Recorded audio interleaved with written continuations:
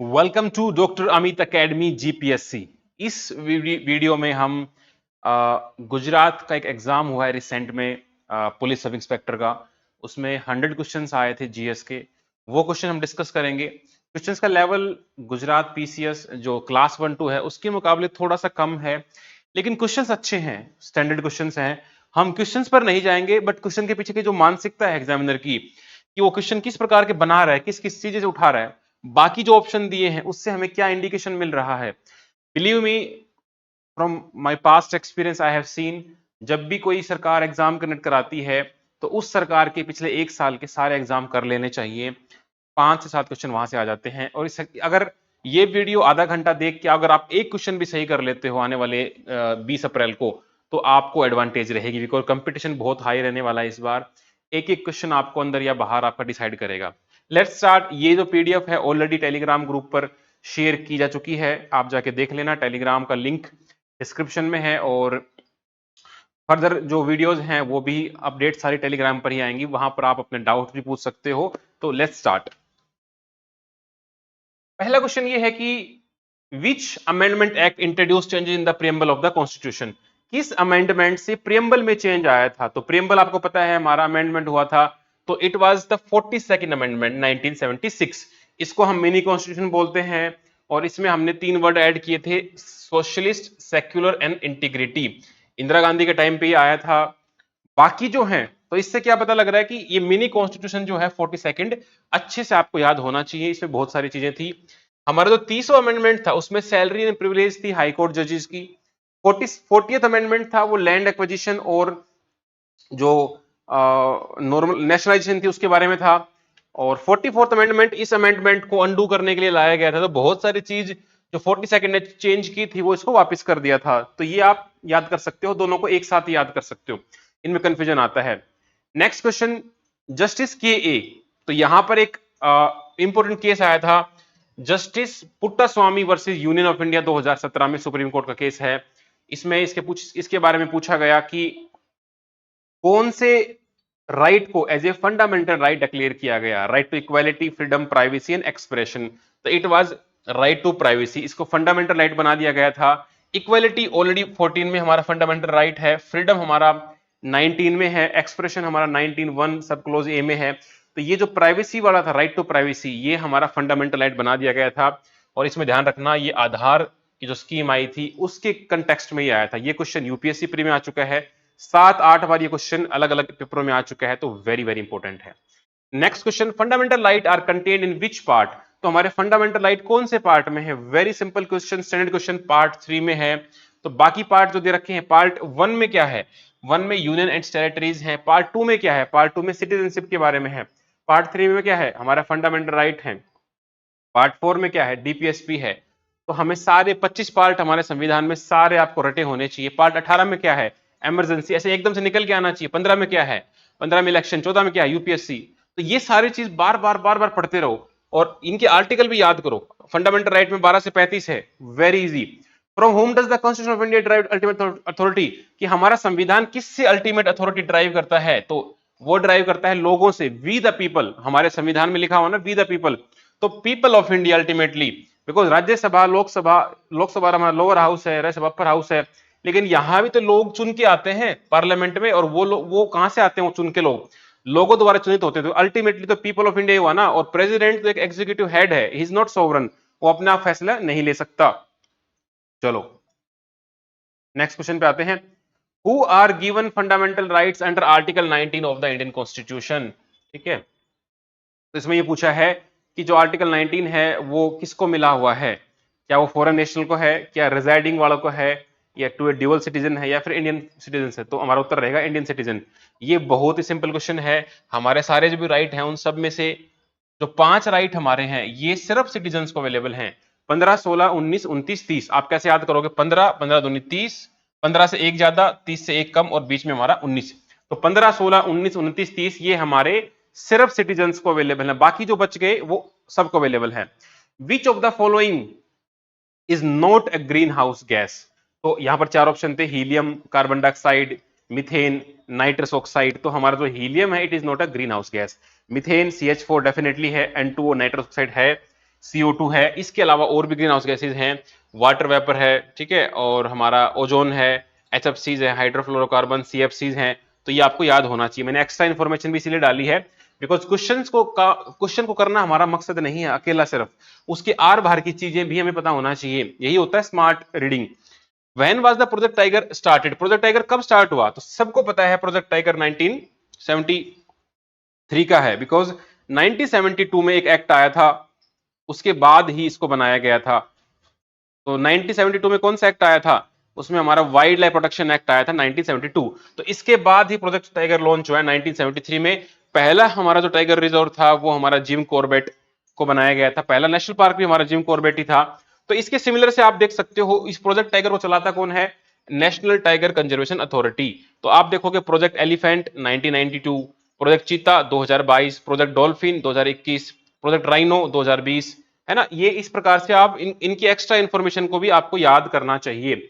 अभी देखोगे 2024 में हमारे जो टाइगर रिजर्व ऐड हुए हैं वो आप देखो, गुरु घासीदास, तैमूर पिंगाला छत्तीसगढ़ में है, रत्तापानी MP में है, माधव नेशनल पार्क है, माधवे ये भी MP में है। गुरु घासीदास आपने आर्ट एंड कल्चर में ही पढ़ा, गुरु घासीदास के नाम से ये संत थे छत्तीसगढ़ के, हमारे सूफी मूवमेंट और भक्ति में हम पढ़ते हैं। तो हमने याद कैसे किया था? गुरु घासीदास, छत्तीसगढ़, 36 पीछे घूम रहे हैं लेकिन किसी को भी घास नहीं डाल रहे हो। इस प्रकार से इनको ट्रिक बना बना के याद हमने करवाया था बच्चों को। टोटल हमारे टाइगर रिजर्व कितने हैं? मार्च 2025 तक हमारे 58 टाइगर रिजर्व आ चुके हैं। और इंडिया में आप देखोगे तो पूरे वर्ल्ड में जितने टाइगर हैं उसके 75% हमारे पास हैं। तो दैट्स अ ग्रेट डाइवर्सिटी। अगला है कि कौन सी गैस रेस्पॉन्सिबल है एसिड रेन के लिए? Carbon monoxide, carbon dioxide, ammonia, sulphur dioxide. तो ये क्वेश्चन तो ये मान के चलो कि बहुत ही स्टैंडर्ड है, हर एग्जाम में पूछा जाता है। इसमें सिर्फ एक ही गैस पूछी है, दो गैस मेनली रेस्पॉन्सिबल होती है, सल्फर डाइऑक्साइड, सल्फर ये सॉरी नाइट्रस ऑक्साइड।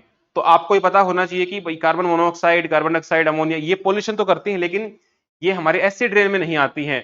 तो SO2 और NOx मतलब सल्फर डाइऑक्साइड, नाइट्रस ऑक्साइड, ये दोनों ही हमारी एसिड रेन के लिए जिम्मेवार होती है। और ये बनती कहां से है? मेनली थर्मल पावर प्लांट हो गई, हमारी इंडस्ट्रीज होगी, ये वहां से निकल के आती है।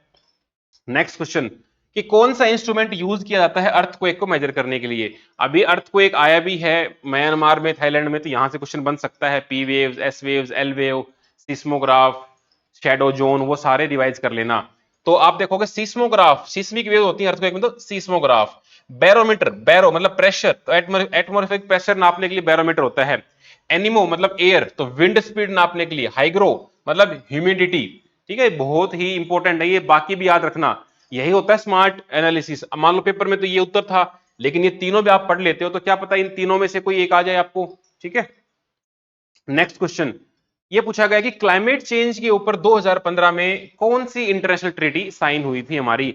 तो हमारा साइन हुआ था पेरिस क्लाइमेट 2015 दिसंबर में, और वो COP 21 के दौरान वो बना था। तो COP क्या है? Conference of parties.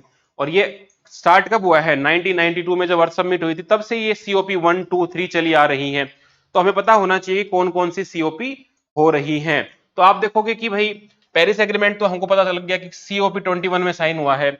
ऐसे ही हमारा क्योटो प्रोटोकॉल है, ये हमारा 1997 में COP 3 में साइन हुआ था। रियो कन्वेंशन या अर्थ कन्वेंशन 1992 की हो गई। Montreal protocol particularly ozone depletion के कारण आया था 1987। इनको अरेंज करा के भी पूछा गया है कई बार कि आप ऊपर नीचे करके बताओ। तो आप देखोगे 2024 में COP कहां हुई है? ये UNFCCC कराता है और ये बाकू अजरबैजान में हुई है, 2024 में हो चुकी है। और अगली COP 30 अनाउंस हो चुकी है, नवंबर में होगी 2025 में हमारी ब्राजील में, ठीक है। बहुत ही इंपॉर्टेंट है ये चीजें। पेरिस एग्रीमेंट में साइन क्या हुआ था? ये एग्रीमेंट हुआ था कि भाई हम ग्लोबल वार्मिंग को 2 डिग्री से नीचे नीचे रखेंगे और प्रीफरेबली हम उसको 1.5 डिग्री तक रखेंगे। इंडिया भी इसका सिग्नेटरी है क्या? यस, बिल्कुल है भाई। अगला क्वेश्चन है what is the major source in framing the constitution of India? तो मेजर सोर्स हमने कहां से लिया था? हमने 1935 एक्ट से लिया था, गवर्नमेंट ऑफ इंडिया 1935। और ये ब्लूप्रिंट ऑफ कॉन्स्टिट्यूशन बोला जाता है बिकॉज साइमन कमीशन भारत आया 1928 में, उसने अपनी रिपोर्ट पेश करी, उन रिपोर्ट को डिस्कस किया गया RTC में, RTC 1, 2, 3, और उस RTC के आधार पर एक व्हाइट पेपर जारी किया गया और उसके आधार पर हमारा गवर्नमेंट ऑफ इंडिया 1935 एक्ट बनाया गया था। तो ये आप देख लेना अच्छे से, गवर्नमेंट ऑफ इंडिया एक्ट 1919। तो इसमें हमारा क्या हुआ था? इसमें तो हमारे सिख, एंग्लो इंडियंस और 4 लोगों को सेपरेट इलेक्टेड दिए गए, प्लस सेंटर में बाइकैमरलिज्म आया, प्रोविंस में डायरकी आई। तो ये सारे इंपॉर्टेंट एक्ट हैं, इनको बार बार रिवाइज कर लेना। कोई नई चीजें नहीं पूछ रहे हैं कमीशन, वही चीजों को बार बार पूछ रहे हैं। ये 1950 तो कोई एक्ट है ऐसा है भी नहीं मेरे नॉलेज में तो, और 47 वाला तो अलग ही एक्ट था इंडिपेंडेंस का, तो ये आपको याद होना चाहिए। चलो भाई, when did the constitution assembly adopt the Indian constitution, ये पूछा है अडॉप्ट कब कर लिया था, तो अडॉप्ट हमने कर लिया था भाई 26 नवंबर 1949 को। ठीक है, इसी दिन हम क्या मनाते हैं, हमारा संविधान दिवस या कॉन्स्टिट्यूशनल डे। तो हमने अडॉप्ट पूछा है। अगर आपसे पूछे कि वो एक्ट इट इफेक्ट में कब आया है, तो वो हमारा होगा 26 जनवरी 1950, बिकॉज उस दिन हमने क्या किया था 1900, जब हम देखेंगे लाहौर सेशन हमारा हुआ था 1929 में, हमने पूर्ण स्वराज मांगा था, उसकी याद में हमने थोड़ा सा इसको डिले किया। How many meetings did the constitution assembly hold to frame the constitution, तो संविधान की सभा ने कितने सेशन किए थे, तो टोटल 11 सेशन किए थे, कुल 165 दिन थे। और अगर दिन में पूछे तो 2 साल 11 महीने और 17 दिन। कुछ जगह पर आपको 18 भी मिलेगा, लेकिन गवर्नमेंट की वेबसाइट पे 17 ही मेंशन कर रखा था, हम 17 ही याद रखेंगे। इतने दिन हमको संविधान बनाने में लगे थे, बिकॉज बहुत सारे डिस्कशन हुए थे, बाहर से हमने लिया है। डॉक्टर बी आर अम्बेडकर जो हैं, इन्होंने किस दिन ड्राफ्टिंग कमेटी को फॉर्म किया था, because doctor B R Ambedkar drafting committee के चेयरमैन भी थे, तो वो डेट बहुत इंपॉर्टेंट हो जाती है कि जिस दिन ये एस्टेब्लिश करी गई थी, तो it was 29 August 1947। Very very important, हम आजाद भी अगस्त में हुए हैं, तो ये ड्राफ्टिंग कमेटी भी अगस्त में ही बनाई जाएगी। तो जो ड्राफ्टिंग कमेटी थी उसके मेंबर आपको रिवाइज करा देता हूं। Alladi Krishna Swami Ayyar, Gopal Swami, doctor B R Ambedkar chairman थे, K M Munshi, Mohammad Saadulla, B L Mitter, D P Khaitan. अब जो मित्र हैं उनकी तो हेल्थ खराब हो गई थी, इनकी जगह है डब्लू माधव राव आ गए थे, और जो डीपी खेतान की डेथ हो गई थी, इनकी जगह टीटी कृष्णा आचार्य आ गए थे। तो अब इसमें आप देखोगे तो मोस्टली आप कृष्णा से रिलेट कर सकते हो, कृष्णा, गोपाल, गोपाल भी कृष्ण का ही रूप है। फिर आप देखोगे इसमें माधव, कृष्णा, तो काइंड ऑफ 4 नाम तो आपको वैसे याद करने हैं। ठीक है, और ये जो के एम मुंशी, इसमें भी कृष्णा ही आता है, तो लगभग 5 नाम तो आपको कृष्णा से रिलेट करने हैं। ऐसे करके छोटे छोटे ट्रिक बनाते रहो। Which part of the constitution contains fundamental rights, fundamental right कहां है, पार्ट 4A में है, और ये ऐड किए गए थे 42nd अमेंडमेंट एंड 1976 से। एक नया आर्टिकल ऐड हुआ, आर्टिकल 51A। तो उस टाइम पर तो 10 ही फंडामेंटल ड्यूटी ऐड हुई थी 42nd में, एक जो ऐड हुई वो बाद में ऐड हुई है, वो हमारी 86 अमेंडमेंट से 2002 में हुई है। 11 की 11 आपको याद होनी चाहिए, नो मैटर आप कैसे याद करो, लेकिन वो याद होनी चाहिए। नेक्स्ट क्वेश्चन आपसे पूछा गया है कि क्रिप्टो करेंसी क्या है, तो क्रिप्टो करेंसी एक तरह का डिजिटल करेंसी है। सिंपल सी बात है, आप वर्चुअल करेंसी कह सकते हो। और ये कहां का है एग्जांपल आप देखोगे तो बिटकॉइन, एथरनम, डोजी कॉइन। ठीक है, क्या आरबीआई ऐसा कुछ बना रही है, yes, CBDC, central bank digital currency, तो आरबीआई भी इसके ऊपर काम कर रही है। इसरो के बारे में पूछा गया, इसरो की फुल फॉर्म पूछी गई, तो ऐसी क्लास 1 में तो नहीं आते हैं कि फुल फॉर्म आप बताओ, बट फिर भी थोड़ा सा आप पढ़ सकते हो, इंडियन स्पेस रिसर्च ऑर्गेनाइजेशन। ये इसका ईयर इंपोर्टेंट है 1969, और फाउंडर कौन थे, डॉक्टर विक्रम साराभाई, इनके नाम से स्पेस सेंटर भी है। 1 नैनोमीटर कितना होता है, तो 1 नैनोमीटर होता है 1 × 10⁻⁹ मीटर। ये सिंपल सिंपल सी चीजें भी आती हैं। डीएनए की फुल फॉर्म आपसे पूछ ली, डीएनए होता क्या है, तो 4 नाम दे दिए। तो डीएनए क्या होता है, D oxy ribo nucleic acid. तो आप देखोगे सिमिलर से नाम है, डी बोनी, डी क्लोरोक्सी, तो डी ऑक्सी राइबो, तो ये सिंपल से नाम है, बट ये पेपर में आते हैं। तो D oxy ribo nucleic acid. अब ये डीएनए होता क्या है, डीएनए आपकी जेनेटिक इंफॉर्मेशन को कैरी करता है, आपके आंख नाक कान कैसे होंगे, आपकी ब्लू आईज होंगी या आपके हेयर्स ब्लॉन्ड होंगे, वो आपका डीएनए कैरी करता है। तो इसका जो स्ट्रक्चर था डीएनए का, उसको हम क्या बोलते हैं, डबल हेलिक्स मॉडल। और ये मॉडल दिया गया था वाटसन एंड क्रिक के द्वारा। ये नाम पूछे जाएंगे, डेफिनेटली याद रखना, पहले भी जीपीएससी पूछ चुकी है। अगला क्वेश्चन है आईएमएफ के बारे में। आईएमएफ का काम पूछा है, इंटरनेशनल मॉनेटरी फंड। इसका काम होता है ऐसी कंट्री जिनको मॉनेटरी क्राइसिस हो रखा है, बैलेंस ऑफ पेमेंट क्राइसिस हो रखा है, उनको पैसा देना। जैसे आप देखोगे वर्ल्ड बैंक भी लोन देता है पॉवर्टी को, बट पर्टिकुलरली जो आईएमएफ होता है, जब बैलेंस ऑफ पेमेंट का क्राइसिस होता है, जैसे भारत को हुआ था 1992 में बैलेंस ऑफ पेमेंट क्राइसिस, मतलब आप जितना खर्च कर रहे हो उतना आपके पास पैसा ही नहीं है, तो आप बाहर से इंपोर्ट कर ही नहीं पाओगे, तो वहां पर आईएमएफ आता है। तो आईएमएफ कब बनाया गया था, ये 1944 में वर्ल्ड वार 2 के बाद, जो ब्रिटेन वुड्स कॉन्फ्रेंस हुई थी उसके बाद ये बनाया गया था। तो आप देखोगे बाकी ऑप्शन क्या कह रहा है, कि controlling the pollution in the atmosphere, भाई पोल्यूशन जो एनवायरमेंट, उसका काम यूएनईपी देखता है।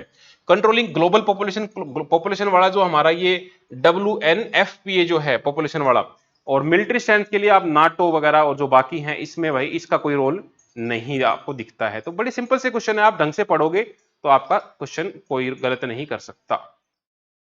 ठीक है।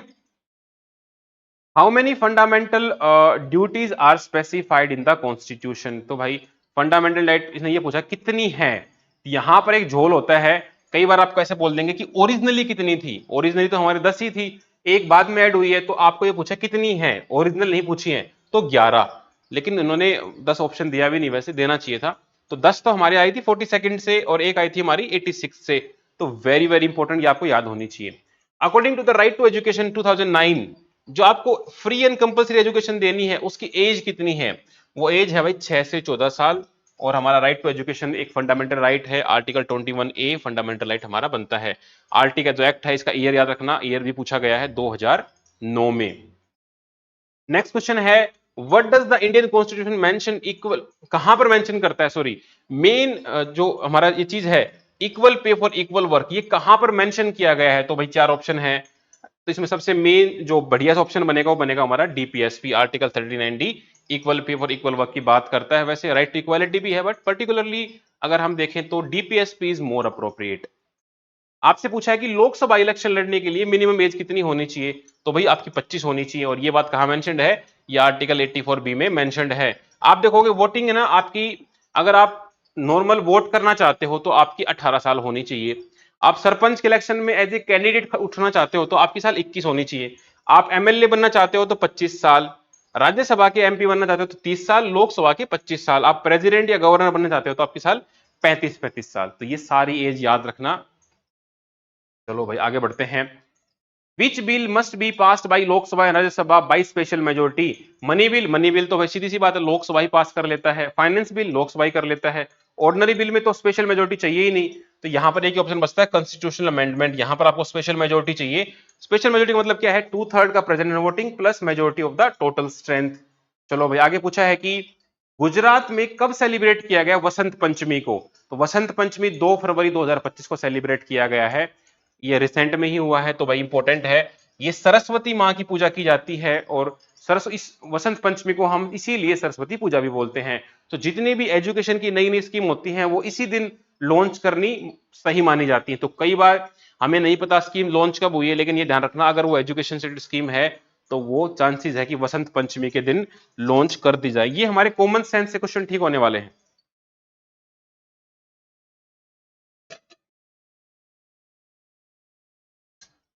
आगे बढ़ते हैं। इनमें से कौन सा महानुभाव वडोदरा में आया 2024 में। डोनाल्ड ट्रंप, सी जिनपिंग, और ये हमारे फोमियो किशिडा, और जो प्रेसिडेंट प्राइम मिनिस्टर स्पेन के पेड्रो सैंचेज। तो यस, जो स्पेन के प्राइम मिनिस्टर थे पेड्रो सैंचेज गुजरात में आए थे वडोदरा में, और यहां पर इन्होंने इनोग्रेट किया था एक प्लांट को जहां पर C295 एयरक्राफ्ट बनाए जाएंगे, और इसको हम एयरबस टाटा प्लांट भी बोलते हैं। तो ये हमारे वडोदरा में आए थे।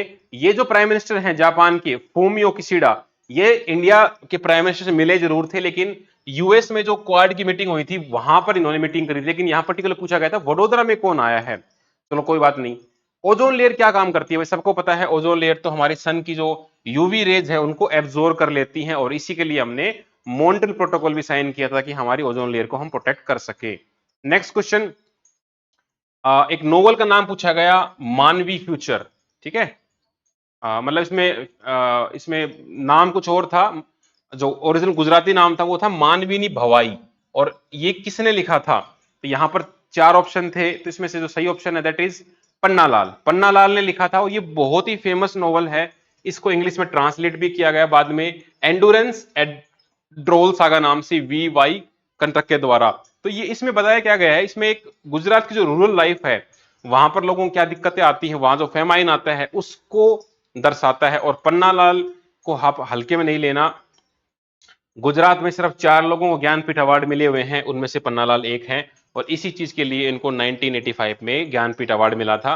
और इसमें लव स्टोरी है कालू और राजू की, राजू जो गर्ल है इस स्टोरी में, उन दोनों की लव स्टोरी के बारे में है, बहुत बढ़िया। What is SEBI, SEBI stand for security and exchange board of India. यह बनाया गया था 12 अप्रैल 1988 को, लेकिन इसको बाद में पावर दी गई एज ए एक्ट बना के, स्टैट्यूटरी पावर वो दी गई थी 1992 में। सेबी के हेडक्वार्टर मुंबई में, आरबीआई का हेडक्वार्टर मुंबई में। तो इनके हेडक्वार्टर याद रखना। प्रेजेंट में एसबीआई का एसबीआई नहीं, सॉरी, ये सेबी का चीफ कौन है? तुहीन कांता पांडे, ये सेबी के चीफ हैं, ये आप ध्यान रखना, ठीक है। इसके बाद आप देखोगे ये जो आदमी है कन्हैया लाल मुंशी, इन्होंने एक चीज लिखी थी पाटननी प्रभुता, ये भी आपको याद रखनी चाहिए। चलो भाई बहुत बढ़िया। आगे पूछ रहे हैं कि केशवानंद भारती केस जो हुआ था 1973 में, इसमें क्या फैसला हुआ था? सबको पता है, इसमें बेसिक स्ट्रक्चर डॉक्ट्रिन आई थी, तो इसमें यह फैसला हुआ था कि basic structure of constitution can not be amended by the parliament. लेकिन क्या बेसिक स्ट्रक्चर डिफाइन किया गया? ना, डिफाइन नहीं किया गया। ये कहा गया कि भाई हम केस टू केस डिसाइड करेंगे। फाइनल अथॉरिटी किसकी होती है कॉन्स्टिट्यूशन को इंटरप्रेट करने में? वो सुप्रीम कोर्ट की ही होती है, बिकॉज वो सारे इंटरप्रेट करता है। इसके बाद पूछा गया कि 1957 में किसने पंचायती राज सिस्टम को रिकमेंड किया था? तो पर्टिकुलर अगर 1957 का पूछें तो वहां पर हमारा आता है बलवंत राय मेहता, उन्होंने 3 टियर बताया था 1957 में। और इन्होंने, अगर आप देखो पंचायती राज जो सबसे पहली बार इंट्रोड्यूस हुआ है वो हमारा नागौर डिस्ट्रिक्ट राजस्थान में हुआ है 1959 में। ये भी क्वेश्चन आ सकता है। फिर आपसे पूछा कि पार्ट 17 में क्या मेंशन्ड है? मैं आपको कहा ना 25 पार्ट है, तो 2 पार्ट तो आपके यहीं पर आ चुके हैं। तो यहां हमारे पार्ट 17 में मेंशन्ड है हमारी लैंग्वेजेस, आर्टिकल 343 से 351 में। अब सर्विस कहां मेंशन्ड है? सर्विस हमारे पार्ट 14 में, जहां यूपीएससी वगैरह है 308 से 323। इलेक्शन कहां मेंशन्ड है? 15 में मेंशन्ड है 324 से 329। म्युनिसिपैलिटी कहां है? Part 9A। और 243 पी से 243 ZG, ये चारों ही रट लेना अच्छे से, बहुत ज्यादा इंपॉर्टेंट है। अगर आपको संविधान अमेंड करना है तो आपको कौन सा आर्टिकल यूज में आएगा? आर्टिकल 368 आएगा। और संविधान को अमेंड करने की जो प्रोसेस है वो हमने कहां से ली है? वो हमने साउथ अफ्रीका से ली है। बाकी जो आर्टिकल हैं 367, इसमें भाई इंटरप्रिटेशन ऑफ कॉन्स्टिट्यूशन के बारे में है। और 366 में हमारी डेफिनेशंस हैं। और आप देखोगे 369 में टेम्परेरी पावर्स हैं जो पार्लियामेंट लॉ बना सकती है स्टेट के ऊपर in case of some extraordinary situation, उसके बारे में आता है। चिपको आंदोलन किस चीज के लिए स्टार्ट हुआ था? तो ये स्टार्ट हुआ था ट्री को बचाने के लिए उत्तराखंड में। उस टाइम पर लोग पेड़ को काट रहे थे, जो बिजनेसमैन थे, तो लोगों ने उसको हक कर लिया था पेड़ों को, और ऐसे बचाया था। बहुत ही लैंडमार्क है, 1973 का ही है। सुंदरलाल भगुना और गोरा देवी ने इसमें मेन रोल प्ले किया था। इसी से मोटिवेट होके साउथ में भी अपिको मूवमेंट चला था। वेस्टर्न घाट कर्नाटका पर्टिकुलरली, यहाँ पर लीडर थे पांडुरंग हेगड़े करके। अपिको अपिको मतलब ही होता है ट्री उस कर्नाटक लैंग्वेज में, मतलब इसमें कनाडा में। तो ये दोनों ही इंपॉर्टेंट है, ये पूछ लिया है तो अगली बार वो भी पूछ सकते हैं आपसे। यहाँ लीडर कौन है? पांडुरंग हेगड़े करके। तो ये इन्होंने मतलब रोक लिया था यहाँ पर सुंदरलाल भगुना और Gaura Devi. Very very important. Which planet is known as red planet? तो रेड प्लैनेट किसको बोलते हैं? हम मार्स को बोलते हैं। क्यों बोलते हैं? बिकॉज वहां का जो सरफेस है उसके अंदर आयरन ऑक्साइड है, इसलिए वो लाल कलर का दिखता है। अर्थ क्या है? Blue planet. विनस क्या है? अर्थ का ट्विन, ठीक है, ये याद रखना। और जो हमारा शनि महाराज हैं, शनि देव, सैटर्न, वो हमारा मैक्सिमम मून होल्ड करता है, और उसका एक फेमस मून का नाम है टाइटन। देखो, रेड प्लेनेट तो हमारा मार्स है, लेकिन एक वर्ड और आता है आपको कंफ्यूज करने के लिए, ग्रेट रेड स्पॉट। ये हमारा जुपिटर को बोला जाता है। यहाँ पर एक बहुत बड़ा स्टॉर्म है, अर्थ के साइज से ही बड़ा तूफान है, उसका नाम क्या है? Great red spot. ये जुपिटर में है। देखो, जितने ही प्लेनेट हैं वो सारे मतलब हमारे 8 प्लैनेट हम मानते हैं। 8 में से 6 प्लैनेट हमारे एक डायरेक्शन में घूमते हैं, लेकिन 2 हैं वो अपोजिट घूमते हैं हमारी बाकियों से। वो हमारे हैं यूरानस एंड वीनस। इस पे थोड़ा सा आप एक बार पढ़ लेना कैसे घूमते हैं। Which is the largest organ in the body? Largest organ कौन सा है? हमारी स्किन, खाल हमारी सबसे बड़ा ऑर्गन है। और अगर आप देखोगे लीवर, लीवर हमारा लार्जेस्ट इंटरनल ऑर्गन हो सकता है। ब्रेन बड़ा नहीं है, लेकिन बड़ों बड़ों को धूल चढ़ा सकता है। हार्ट, हार्ट तो मतलब इतना बड़ा हैवी नहीं, लेकिन ये ध्यान रख सकते हो हमारा हार्ट कितने चैम्बर का है? 4 चैम्बर का है। बहुत बढ़िया भाई। लेकिन जब दिल में कोई उतर जाता है तो चारों चैम्बर फेल हो जाते हैं। Which element is most abundant in sun? Sun के सबसे ज्यादा कौन सा एलिमेंट है? तो वहां पर हाइड्रोजन है। आप देखोगे 2/3 के आसपास, मोर देन 2/3 हमारे वहां पर हाइड्रोजन है, उसके बाद वहां पर हीलियम है। और इसी वजह से बार बार वो फ्यूजन रिएक्शन होके वहां पर एनर्जी बनती रहती है। स्पीड की लाइट आपसे पूछी गई। इन जनरल आपको पता रहता है कि भाई 3 लाख किलोमीटर है, लेकिन जो एग्जैक्ट स्पीड है 299792458, ये थोड़ा सा मतलब स्पेसिफिक हो गया है। बट देखो इसमें इन्होंने खेला कैसा खेला है, लास्ट में क्या कर दिया? 458 458 2929। तो जिसने अगर मान लो लास्ट के भी याद कर रखे थे वो भी कंफ्यूज हो गया। अब आपको दो चीज याद करनी पड़ेंगी, 299 458, ये दोनों इंफॉर्मेशन मैच होनी चाहिए, बीच की तो इन्होंने सेम रखी है तो कोई टेंशन नहीं है, और ये स्पीड हमारी वैक्यूम में है। सीआरपीएफ की फुल फॉर्म क्या है? Central reserve police force. ये होम मिनिस्ट्री के अंडर काम करता है। ये स्टार्टिंग में इसको बनाया गया था 1939 27 जुलाई को as a crown's representative police, लेकिन बाद में 1949 28 दिसंबर को चेंज किया गया सीआरपीएफ में। सीआरपीएफ का हेडक्वार्टर कहां पर है? दिल्ली में है। Very very important. और इनकी एक स्पेशल जो कमांडो की विंग है दैट इज कोबरा, ठीक है। तो ये बहुत ही खतरनाक होते हैं कोबरा वाले। मेरा एक फ्रेंड होता था, हम साथ में पढ़ते थे 12th क्लास तक, आज वो कोबरा उसने ज्वाइन कर लिया है सीआरपीएफ में जाके, और वो बहुत ऐसे गोलू मोलू सा हुआ करता था, चिकना सा, लेकिन आज उससे मतलब मिला तो एकदम पत्थर जैसा हो रखा है। उसका मतलब पता लग रहा है कि कितना उसको ट्रेन किया गया होगा। एक बार मैं उससे वीडियो कॉल कर रहा था तो पता लगा कि वो छत्तीसगढ़ के रांची में कहीं जंगल में बैठा हुआ है, नक्सलाइट का वेट कर रहे थे। तो cobra is quite known for its operations, तो आपको याद रखना पड़ेगा कोबरा किसकी है? सीआरपीएफ की। When did the Indian civil society code, मतलब इसको अगर हिंदी में बोले तो बीएनएसएस, भारतीय नागरिक सुरक्षा संहिता, ये पूछा क्या है कि कब ये एक्शन में आई है? ये वर्ड बहुत इंपॉर्टेंट है कि एक्शन में आई पूछा है या फिर इंट्रोडक्शन पूछा है। वैसे अगर आप देखोगे बीएनएसएस इंट्रोड्यूस किया गया था 11 अगस्त 2023 को, लोकसभा में इंट्रोडक्शन किया गया, लेकिन ये एक्शन में कब आई है? 1 जुलाई 2024 को। वेरी वेरी इंपॉर्टेंट, एक साल लग गया इसको। अच्छा, इसमें ये पूछा कि बीएनएसएस के अकॉर्डिंग अगर कोई सिटीजन ईएफआईआर कर देता है तो कितने दिन मैक्सिमम वो ले सकता है अपने पुलिस स्टेशन में उस कंप्लेन को ठीक कराने के लिए या साइन करने के लिए? तो उसमें 3 दिन का प्रावधान है। 3 दिन में जाके आप वहां पर साइन करके उसमें अपडेट करा सकते हो। तो 3 दिन याद रखना, very very important, current affair से जोड़ के क्वेश्चन आएगा। Who is the chief of police in the state? एक स्टेट के अंदर जो चीफ कौन होगा? तो इट विल बी डीजीपी, ठीक है। तो हर स्टेट का जो हेड होता है वो डीजीपी होता है। तो ये पेपर पुलिस का था, तो इस प्रकार कुछ कुछ पुलिस के क्वेश्चन भी आएंगे, तो you can ignore them. FIR का फुल फॉर्म क्या होता है? First information report. जीएसटी कब इंप्लीमेंट किया गया था? जीएसटी किया गया था 1 जुलाई को 2017 को। डेट भी याद रखना, ईयर भी याद रखना, ये आज तक क्वेश्चन पूछा जाता है। Which sector contribute the most of India GDP? तो भाई सबको पता है सर्विस सेक्टर 54% कंट्रीब्यूट करता है, एग्रीकल्चर 17% करता है, इंडस्ट्री हमारा 29% करता है।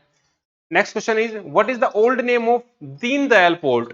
तो दीनदयाल पोर्ट हमारा 2017 में इसको रीनेम किया गया था। ये कच्छ डिस्ट्रिक्ट में ही पड़ता है, पहले इसका नाम कांडला हुआ करता था, लेकिन फिर बाद में दीनदयाल हो गया।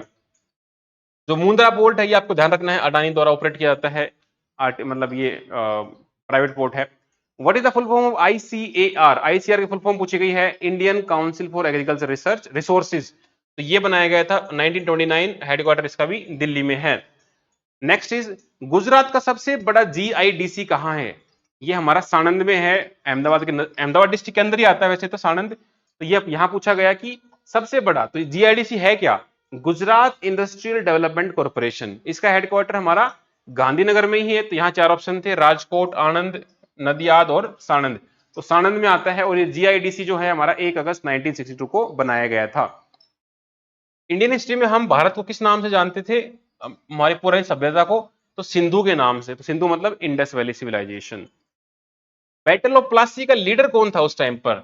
इसमें पूछा गया William Bentinck, work varnish, Wellesley. तो रॉबर्ट क्लाइव ही था हमारा। और सामने कौन था? सिराजुद्दौला। और ऐसा बोलते हैं बैटल ऑफ प्लासी कभी लड़ी ही नहीं गई, बिकॉज इसमें धोखा हुआ था। तो बैटल ऑफ प्लासी के डेट याद कर लेना, 23 जून 1757। और प्लासी कह लो या पलासी, ये गांव है एक हमारा वेस्ट बंगाल में ही, और भागीरथी रिवर के किनारे पे है, ये ध्यान रखना आपको। यहां पर धोखा दे दिया गया था, जो सुल्तान, जो हमारे नवाब साहब थे, उनके जो मीर जाफर मिलिट्री वाले, राय दुर्लभ, मानिक चंद, जगत सेठ, इन सब ने धोखा दिया।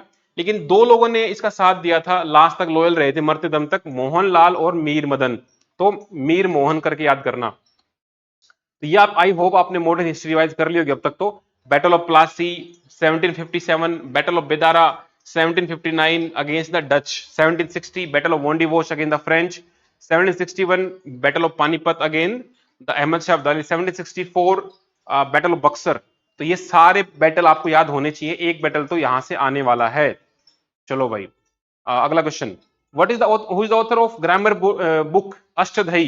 तो अष्टदही के ऑथर कौन है? पणिनि। और ये ग्रामर के ऊपर है। तो पानी, पानी दही के अंदर पानी मिला दिया तो क्या बन गया, अष्ट दही, सस्ती दही बन गई है, पानी मिक्स कर दिया है।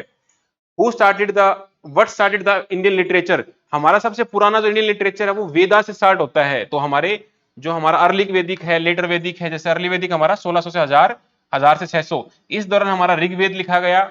और जो बाकी हमारे 3 वेद है, सामवेद, यजुर और अथर्ववेद, वो लेटर वैदिक में लिखे गए हैं। तो वेदा से बिल्कुल वेरी वेरी इंपॉर्टेंट। किसने इंस्पायर किया गुजरात में आर्म्ड रेबेलियन के लिए आजादी में, तो इट वाज औरबिंदो घोष या अरविंद घोष। इन्होंने न्यूज़पेपर लिखा था वंदे मातरम या फिर भवानी मंदिर। अब ये भवानी मंदिर जो है, ये नाम का भवानी मंदिर है। इस बुक में या इस इंस्टीट्यूशन में बॉम्ब बनाना सिखाते थे, नाम ऐसा रखा कि भाई भवानी मंदिर देख के अंग्रेज के नजर से छिपा रहेगा, लेकिन ऐसी चीज छिपती नहीं थी। अगेन एक very simple question, Roger Federer क्या खेलता है, वो खेलता है दिलों से, टेनिस।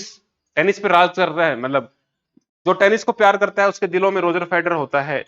चलो भाई, टेनिस की खेलता है। फीफा वर्ल्ड कप किस खेल से जुड़ा हुआ है, फुटबॉल से जुड़ा हुआ है, ये सबको पता है, लेकिन हम क्या याद करेंगे, अभी फीफा वर्ल्ड कप 2022 में कतर में हुआ है, 2026 में कहां होगा, ये होगा नॉर्थ अमेरिका में, वहां खेला जाएगा, कनाडा, यूएसए, मेक्सिको। 30 में कहां होगा, Morocco, Portugal, Spain, 2-3 country participate करेंगी। Mahatma Gandhi convention and exhibition centre कहां बनाया है, गांधीनगर में बनाया है, very very important. Digital market act किस से जुड़ा हुआ है, EU, WHO, IMF, world bank, तो ईयू से जुड़ा हुआ है। ये क्वेश्चन यूपीएससी का पीवाईक्यू है, आज से 5 साल पहले पेपर में आया था कि डिजिटल सिंगर मार्केट स्ट्रेटजी किससे जुड़ा हुआ है, इट वाज ईयू। ये आज पूछ रहे हैं, तो मतलब क्वेश्चन तो घुमा फिरा के भाई आते तो हैं। ये पूछा, ये जो आर्ट है मधुबनी आर्ट, ये कहाँ की है, ये हमारी बिहार की आर्ट है भाई। मधुबनी जो मैथिला रीजन है, वहां पर महिलाओं के द्वारा पेंटिंग की जाती है, वेरी वेरी इंपॉर्टेंट। अच्छा, ये पोएम किसने लिखी, जय जय गरवी गुजरात, इसका मतलब होता है victory to the proud Gujarat. तो ये लिखी थी नर्मदा शंकर देव, 1873 में लिखी थी, काफी पुरानी है। तो पेपर में नर्मदा दिया हुआ था, तो नर्मदा शंकर देव इन्होंने लिखी थी जय जय गरवी Gujarat. When did the British pass the Rowlatt act, ये रोलेट एक्ट कब पास हुआ था, ये पास हुआ था 1919 18 मार्च को, बिकॉज वहां पर जो रेवोल्यूशनरी एक्टिविटीज थी उनको रोकने के लिए, और ये सर सिडनी रोलेट के द्वारा बनाया गया था। लेकिन इसका जो असल नाम था रोलेट एक्ट का, वो क्या था, anarchical and revolutionary crimes act. ये भी पेपर में आया है कि भाई इसका ओरिजिनल नाम क्या था, और इसको बोला गया black act. No appeal, no दलील, नो वकील, ब्लैक एक्ट। 1916 में क्या हुआ था, लखनऊ पैक्ट हुआ था, जिसमें मॉडरेट एक्सट्रीमिस्ट एक साथ आए थे, कांग्रेस और मुस्लिम लीग ने ज्वाइंट स्टेटमेंट पास करी थी। 1918 में क्या हुआ था, 1918 में आप देखोगे अहमदाबाद की मिल स्ट्राइक हुई है, प्लेग बोनस के चक्कर में खेड़ा सत्याग्रह हुआ है, इसमें रेंट को माफ कराने के लिए। तो ये सारे इंपॉर्टेंट इवेंट हैं मॉडर्न इंडिया के कांग्रेस बनने के बाद। बारदोली सत्याग्रह स्टार्ट कब हुआ, तो बारदोली तो भाई हम सबको पता है, ये हमारा 1928 में स्टार्ट हुआ था। इसी इसी जो सत्याग्रह में सरदार वल्लभ भाई पटेल को सरदार का टाइटल दिया गया था महिलाओं के द्वारा। 1919 में क्या हुआ, रोलेट सत्याग्रह। 30 में क्या हुआ, सीडीएम, दांडी मार्च। 42 में क्या हुआ, क्विट इंडिया, करो या मरो। ये सारे गांधी जी के इंपॉर्टेंट इवेंट है। और गांधी जी भाई गुजरात से बिलोंग करते थे, तो गांधी जी पे तो एक क्वेश्चन आप एक्सपेक्ट कर सकते हो। सोपनवास वदाता, ये एक पुस्तक का नाम है भाई, किसने लिखी है, क्या सिंपल सी पुस्तक है, मतलब ऐसा मन करता है ये तो यार पूछने वाला चीज है। तो यहां पर कवि थे भास, भास कवि थे। भास कवि ने 13 फेमस प्ले लिखे हैं, हमें सिर्फ 2 ही याद करने पड़ते हैं। एक हमारा है सोपनवास वदाता, दूसरा हमारा है प्रतिंजय, प्रतिंजय युगंधरा, युगंधरा याना। ये बड़ा सा नाम है, बट इसके लास्ट में क्या आता है, हरियाणा करके आता है, मुझे तो इतना याद रहता है। सपना, सोपन, सपना हरियाणा की एक फेमस डांसर है, वो हरियाणा की डांसर है, तो उसकी भाषा कैसी होगी, उसकी भाषा होगी हरियाणवी। भाषा कैसी है सपना की, हरियाणवी। तो ये 2 ही आपको याद करने हैं। भरत मुनि ने क्या लिखा है, नाट्य शास्त्र। कई बार आपको नाम ना पता हो तो आप एलिमिनेशन से जाओ, भाई सबको पता है भरत मुनि ने तो लिखी नहीं, भरत मुनि तो नाट्य शास्त्र के बारे में थे। जो कालिदास है, कालिदास की 6 ही नाटक फेमस हैं, अभिज्ञान शकुंतलम, मेघदूतम, मालविका अग्निमित्रम, विक्रम उर्वशी, रघुवंशा, ऋतु संहारा। तो भाई इनका तो नहीं होना चाहिए। और जो मम्मट करके हैं, ये तो गुजराती मेडिवल टाइम के पोएट हैं, ये इनका नहीं है, तो कवि भास का ही ये रहने वाला है। एरिया के हिसाब से सबसे बड़ा स्टेट कौन सा है भाई, सबसे बड़ा हमारा राजस्थान है, फिर हमारा मध्य प्रदेश है, फिर महाराष्ट्र है, उत्तर प्रदेश पॉपुलेशन के मामले में सबसे बड़ा है, लेकिन यहां पूछा है एरिया के मामले में, तो एरिया के मामले में आप देखोगे सबसे छोटा पता कर लो गोवा होता है, पॉपुलेशन के मामले में सबसे बड़ा यूपी हो गया। अगर हम पूछे पॉपुलेशन डेंसिटी तो हम देखेंगे हाईएस्ट बिहार, लोवेस्ट अरुणाचल प्रदेश। अगर ओवरऑल पूछे तो हाईएस्ट डेंसिटी दिल्ली की है, लेकिन अगर अमंग द स्टेट पूछे तो हमारा बिहार हो जाएगा। ये अरुणाचल प्रदेश का जो पॉपुलर डेंसिटी है आपको याद रखनी पड़ेगी, 17 है, ये नंबर कई बार पेपर में आया है।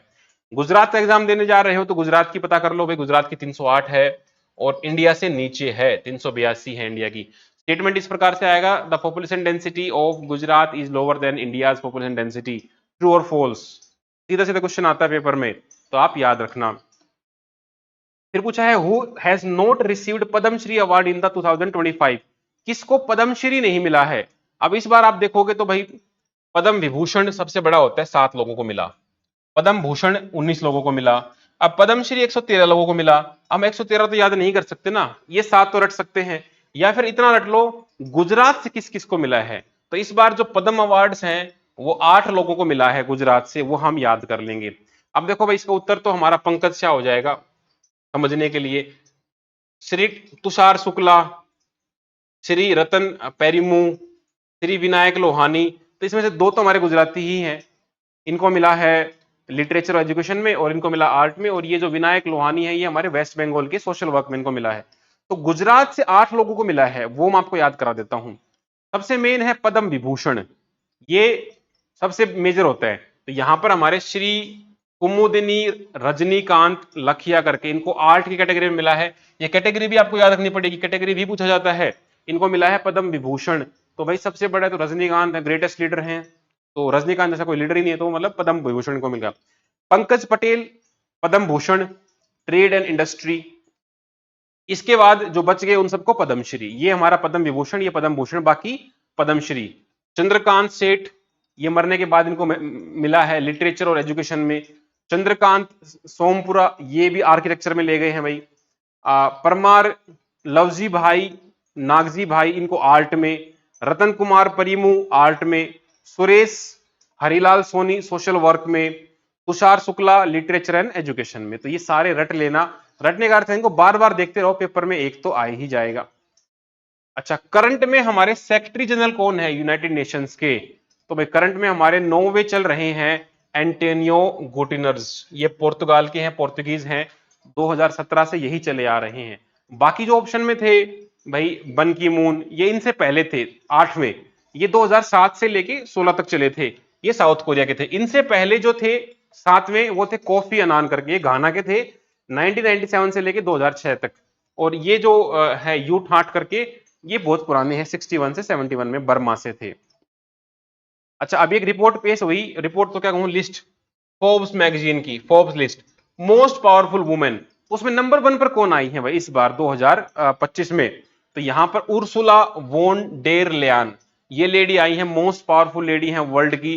She is the president of European union, पिछले साल भी यही थी, उससे पिछले साल भी यही थी, तो भाई ये काफी इंपॉर्टेंट है, आप याद कर लेना। बाकी तो कमला हैरिस, टेलर स्विफ्ट, ये सब मिलेना गेट्स वगैरह नहीं है। अब इसमें एक फैक्ट इंपॉर्टेंट आपके लिए हो जाता है, एंजेला मोर्कल, ये चांसलर रही हैं जर्मनी की, ये 14 बार मोस्ट पावरफुल वुमेन रह चुकी हैं। 2006 से लेकर 2020 तक लगातार मोस्ट पावरफुल वुमेन में इनका नाम आता है 14 बार।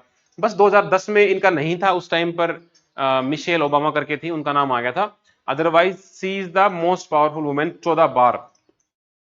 Which Indian athlete did not get a medal in the Paris Olympics, तो भाई हमारे लक्ष्य सेन जो थे इनको मेडल नहीं मिला, सेमीफाइनल तक पहुंच गए थे और ये वहां पर जाके हार गए थे। मनु बाखर है, सरबजोत सिंह है, या स्वप्निल कुशाले हैं, ये मेडल लेके आए थे। तो ओलंपिक्स से क्वेश्चन बनता है इस बार, भारत को 6 कैटेगरी मेडल मिला है, 1 सिल्वर 5 ब्रोंज।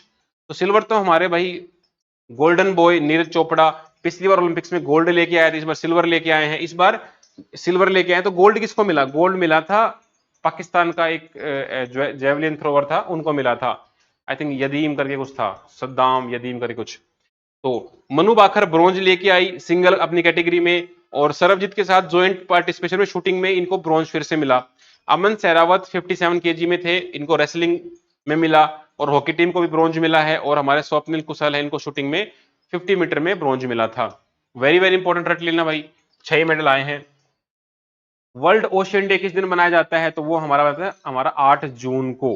तो 5 जून को हमारा वर्ल्ड एनवायरमेंट डे, एनवायरमेंट को बचा लिया, फिर 3 दिन के बाद एकदम वर्ल्ड ओशियन डे, फिर हम ओशियन की तरफ जाएंगे। तो सेम सेम से एनवायरमेंट से रिलेटेड है, तो याद रखना 8 मई जो है वो हमारा वर्ल्ड रेड क्रॉस डे है, तो वो भी याद रख सकते हो। 8 जुलाई 8 अप्रैल को कुछ हासिल नहीं बनता है।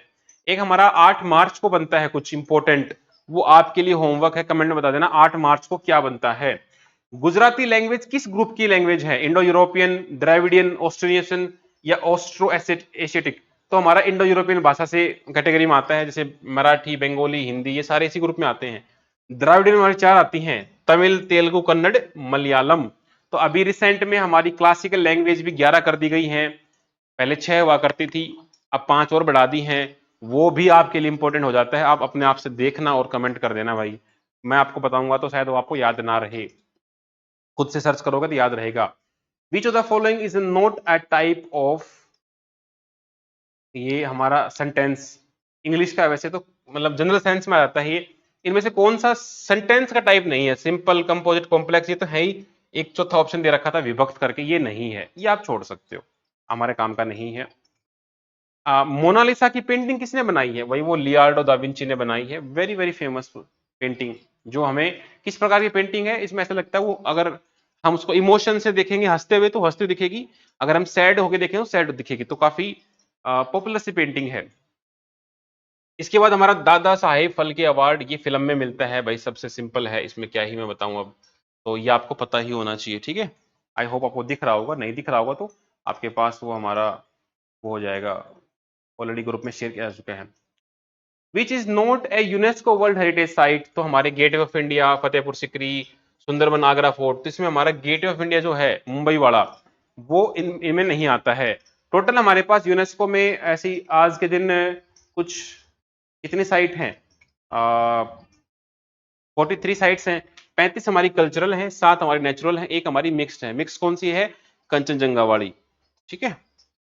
वर्ल्ड एनवायरमेंट डे देखो हम बात ही करें फिर से आ गई, 5 जून को होता है, 5 जून का है, ये रहा 5 जून। और इस बार इसकी थीम क्या है हमारी? एंडिंग द प्लास्टिक पॉल्यूशन, ये वेरी वेरी इंपॉर्टेंट। पिछले साल की थीम क्या थी? Our land our future, we are generation restoration, very very important. World health day हम अप्रैल में ही क्यों बनाते हैं? वो इसलिए बनाते हैं बिकॉज WHO का जो फाउंडेशन डे है वो 1948 में अप्रैल में ही था, इस वजह से बनाते हैं। The world become polio free, अभी तक पोलियो फ्री हुआ ही नहीं है। HIV आज डिस्कवर्ड, HIV डिस्कवर हुआ है 1983 में, बट ये तो 1948 का है। एंटी मलेरिया की वैक्सीन बना ली गई थी, ये 1987 में बनाई गई थी। Which project is not done on the Tapi river? Tapi river पे कौन सा प्रोजेक्ट नहीं है? उकाई, काकरापारा, ये सब हैं, लेकिन जो धरोई प्रोजेक्ट है ये हमारा साबरमती पे है, वेरी वेरी इंपॉर्टेंट। साबरमती पे इंपॉर्टेंट, अहमदाबाद से गुजरती है। जो हमारा स्टैच्यू ऑफ यूनिटी है वो कौन सी रिवर बनाया गया है? ये आपके लिए क्वेश्चन हो गया है, कमेंट जरूर करना, बिकॉज कमेंट करने से वो चीज याद रहती है। पिथोड़ा, पिथोड़ा क्या है? पिथोड़ा एक तरह की पेंटिंग है ट्राइबल्स की, तो ट्राइबल्स का हथौड़ा, पिथोड़ा, ऐसे करके याद आपको करना पड़ेगा। चलो भाई नेक्स्ट क्वेश्चन पे आते हैं। The sun temple of Konark is located in which state? तो कोणार्क का sun temple very very famous, Orissa में है, और ये 13th सेंचुरी में बनाया गया था नरसिम्हा देव वन के द्वारा। इसको हम बोलते हैं ब्लैक पैगोडा, और जो व्हाइट पैगोडा वो किसको बोलते हैं? वो भी उड़ीसा में ही है, पूरी का टेम्पल। आप याद कैसे करोगे? ब्लैक तो कोणार्क, नार्क मतलब डार्क, डार्क मतलब ब्लैक, तो ब्लैक पैगोडा किसको बोलते हैं? सन टेम्पल ऑफ कोणार्क वाले को। व्हाइट बोलते हैं पूरी को, गरम गरम पूरी खाओ सफेद कच्ची घनी तेल में। Where is Hemis national national park है, मतलब ये है ना, ठीक है। तो ये हमारा लद्दाख में है, यहां पर स्नो लेपर्ड वगैरह भी हैं काफी सारे, तो ये इंपॉर्टेंट हो जाएगा। Who who is known as the राष्ट्रीय शायर? तो राष्ट्रीय शायर किसको बोला गया था? ये बोला गया था हमारे झावेर चंद मेघानी को, ये पहले भी पेपर में आ चुका है। हमारे जो बापूजी हैं गांधी जी, उन्होंने उन्होंने कहा था झावेर चंद मेघानी को राष्ट्रीय शायर, वेरी वेरी इंपॉर्टेंट, बार बार ये रिपीट हुआ पेपर में। अगला क्वेश्चन, एयरप्लेन किस प्रिंसिपल उड़ती हैं? तो it is Bernoulli principle. Bernoulli principle क्या बोलता है कि अगर आप एयर की स्पीड बढ़ा दोगे तो प्रेशर डिक्रीज हो जाएगा, इस वजह से वो फ्लाइट टेक ऑफ कर जाती है। जब आप देखते हो बहुत तेज आंधी चलती है तो छतें उड़ जाती हैं, जो ये टीन वगैरह की बनाई जाती हैं, तो वो भी बर्नौली प्रिंसिपल से उड़ती हैं, बिकॉज अंदर और बाहर का प्रेशर डिफरेंशिएट हो जाता है उसमें। Who invented the first computer? तो भाई very very simple, Charles babies, हम बचपन से पढ़ते हुए आ रहे हैं। जो कंप्यूटर लैंग्वेज में रैम क्या होता है? Random access memory. रोम क्या होता है? Read only memory. ये क्लास 1 में नहीं आते। एआई क्या होता है? Artificial intelligence. ये पेपर के हिसाब से है, बिकॉज ये पेपर क्लास 1 का नहीं है, तो कुछ कुछ क्वेश्चन ऐसे आएंगे। रोबोटिक्स में कौन सी टेक्नोलॉजी होती है? मशीन लर्निंग, वायरलेस या आर्टिफिशियल इंटेलिजेंस? तो यहाँ पर सारी यूज होती हैं। जीपीएससी में जितने भी क्वेश्चन आते हैं, अगर मान लो 10 क्वेश्चन ऐसे आते हैं जहां पर ऑप्शन ऑल ऑफ द वो है, 7 क्वेश्चन के उत्तर मिनिमम ऑल ऑफ द वो है। पिछले 7 साल में आप चेक कर लेना, लगा सकते हो ऑल ऑफ द वो। ना पता हो तो रिस्क तो आपको लेना ही पड़ेगा, पता हो तो अलग बात है। Which cultural dance is mainly associated with north India? तो भाई कथक है हमारा, कथक डांस नॉर्थ इंडिया में होता है। ऑप्शन देख लो, कुचिपुड़ी आंध्रा, मोहिनीअट्टम केरला, भरतनाट्यम तमिलनाडु। अंधे आदमी को क्या खिला दी? कच्ची पुड़िया खिला दी। केरला में क्या है? मोहिनीअट्टम। सारे अट्टम पट्टम वाले हमारे केरला के हैं। मोहिनीअट्टम है, और कौन सा है? कथकली है, और एक और भी है, ताल पाव कुट्टू, वो भी केरला का हो गया। अच्छा, भरतनाट्यम ये हमारा भरत मिलाप, मिलाप मतलब मिल, तो भरत मिलाप मिल ये यहाँ पर तमिलनाडु का हो गया। ये हमारे क्लासिकल डांस जो है आपको 8 के 8 याद होने चाहिए। By what name the temple in Mahabalipuram known as?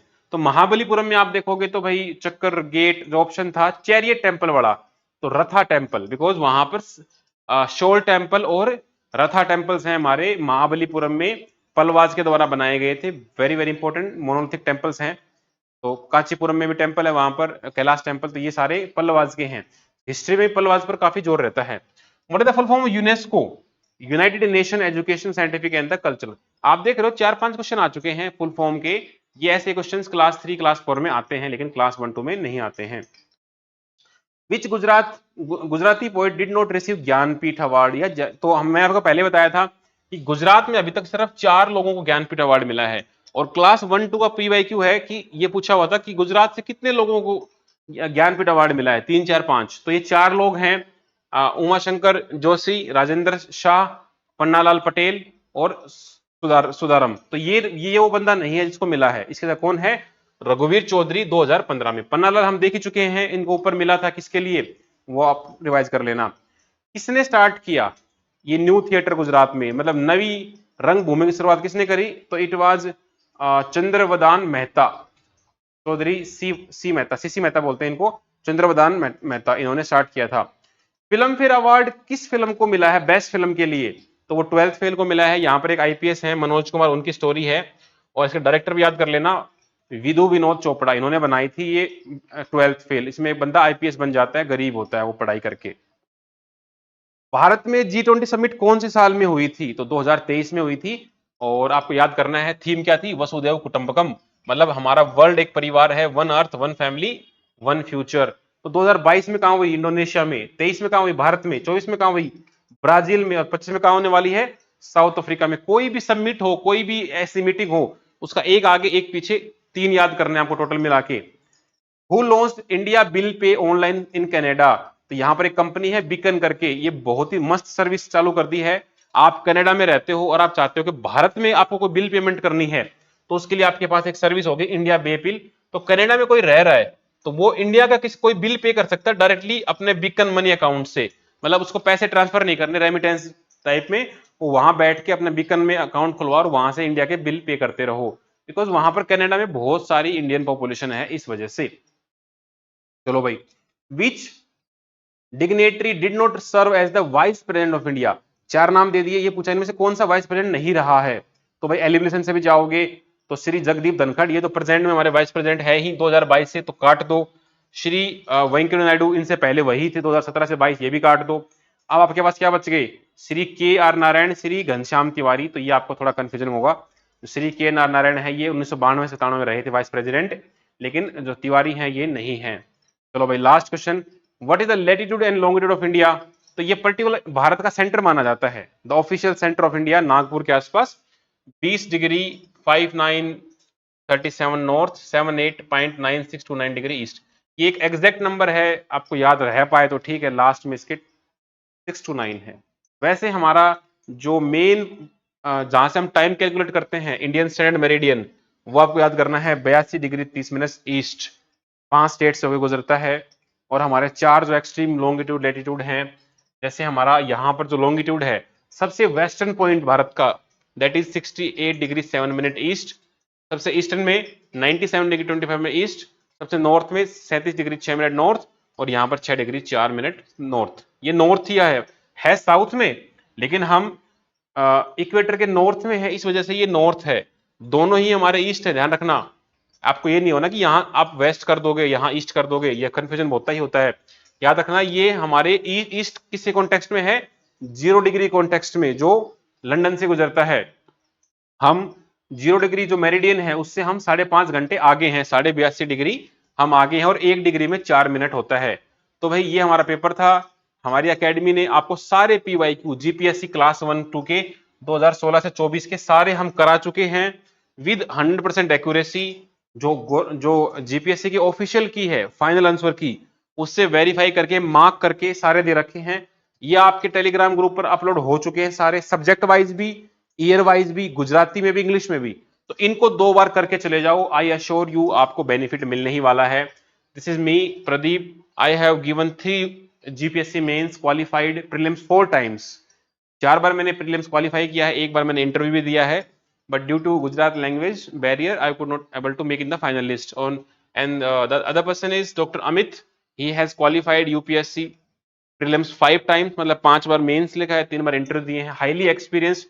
और हमारी पूरी टीम आपके लिए बहुत ही authentic to the point data लेकर आता है।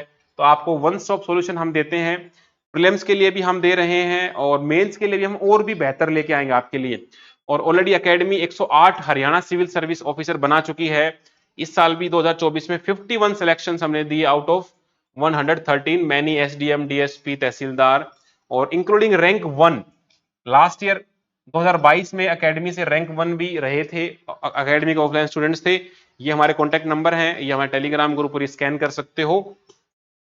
और इसके अलावा भाई हमारे कॉन्टैक्ट नंबर भी हैं 9996337109, 9588533951। यहाँ पर आप कॉल करके आपको कोई भी डाउट हो एग्जाम के प्रति, कैसे अटेम्प्ट करना है, कहाँ सेंटर आपको क्या क्या करना है, मेंस का अप्रोच क्या रहना चाहिए, गुजराती को कैसे टैकल करना है, क्वालिफाइंग नेचर जो बना दिया उसको कैसे टैकल करें, करंट अफेयर कहाँ से करें, गुजरात का स्पेसिफिक इंग्लिश में कहाँ से करें, we have full research content authentic to the point. तो मिलते हैं जल्द ही नई वीडियो के साथ। जय हिंद।